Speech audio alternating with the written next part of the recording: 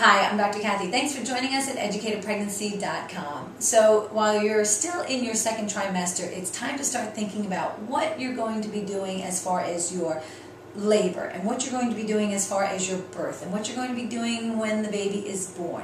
And there's so many decisions to make and so many things to research and think about and look into and figure out and to discuss with your partner and to make decisions on. And you don't have to make them all right now, but don't wait until the baby's born to start making decisions. Let's start getting some information now. And one of the questions I get from a lot of our viewers is, how soon after birth should I have the baby checked by a chiropractor? And for those of you that hadn't heard that before, just follow along with us and we'll talk about this together. So my number one recommendation is to get the baby checked as soon as possible after birth for any misalignments of the spine and therefore any pressure on the nervous system. And let me explain to you why. In a normal routine birth in a hospital, mom is placed on her back, so she's got to push up against gravity, right? Instead of squatting and letting the baby drop down with gravity. So mom is placed on her back, and then mom is oftentimes in a hospital setting given an epidural. And what the epidural does is it numbs the lower part of the body, right? So it numbs the lower portion of the body. By numbing the lower portion of the body, mom can't exactly feel all of the contractions, and mom also can't exactly push as effectively. So when mom gets to the pushing phase and mom starts pushing, she doesn't have the full force that she would have had she not have part of her body numb. Now, I'm not saying that it's the absolute worst thing in the world. For some of you, you're going to choose that, and for some of you, you're not. I leave that decision up to you.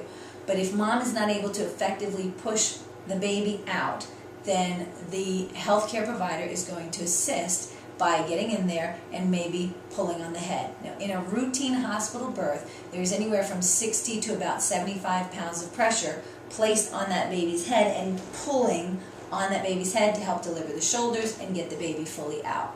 Now, if the forceps come in, that increases the amount of pressure that's used. If the vacuum extraction comes into play, that increases the amount of pressure that is placed on the baby's head to pull the baby up and out of mom. Now, I ask you this question. 30 seconds after your baby's born, if someone walked into the room, grabbed your baby's head, and yanked on it with 60, 70, 80 pounds of pressure, would that be okay? No, it wouldn't. And it's not necessarily okay 30 seconds ago during the birth process. We can allow the baby to come out without having to pull, without having to stretch the neck. But if that had to occur during your pregnancy, it had to occur during your birth, it is very, very important to have the baby's spine checked as soon as possible after the birth process to make sure that all of that pulling and all of that pressure and all of that work trying to come out of mom and come out of the birth canal did not make any misalignments in the spine. So it's important to get the baby checked as soon as possible to prevent any pressure on the nervous system, which could ultimately lead to ear infections, colic, a whole host of things that could be affected because of pressure on the nervous system.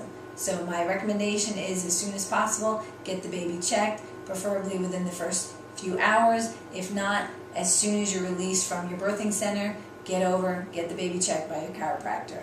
And oftentimes, your chiropractor will come in and check the baby right there with you, right after the birth. So hopefully that answers the questions that a lot of you have been sending me. If there's any more questions, don't hesitate to send me an email or add a comment. I'll see you back here at educatedpregnancy.com.